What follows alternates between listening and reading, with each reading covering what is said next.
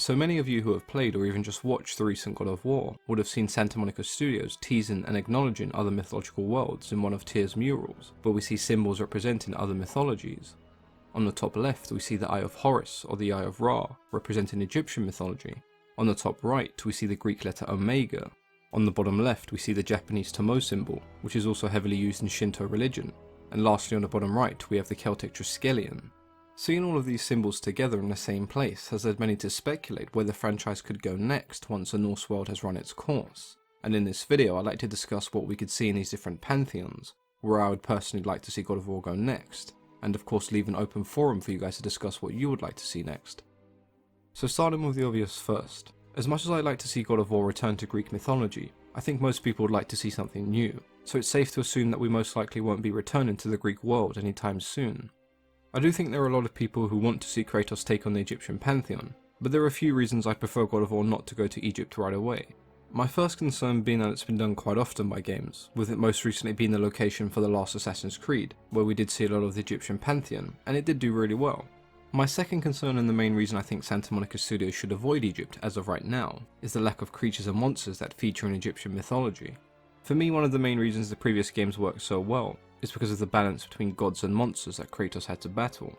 Now on a positive note, I think Kratos encountering the likes of Ra, Set, Anubis, Sobek, and many of the other Egyptian deities would make for some epic cinematics and boss fights.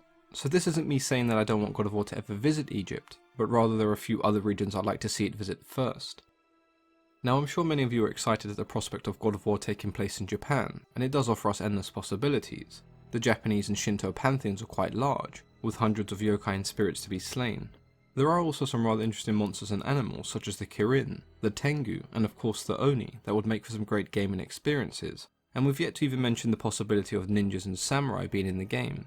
I definitely would love to see God of War tackle Japanese mythology and folklore, and it is pretty difficult to imagine Kratos in a kimono, but that alone for me would make the game worth buying. So lastly we have Celtic mythology, which is at the top of my list of where I think God of War should go next. Having recently delved into Celtic and Irish mythology this year, it's been extremely interesting, and there are so many creatures and monsters that could fit straight into God of War.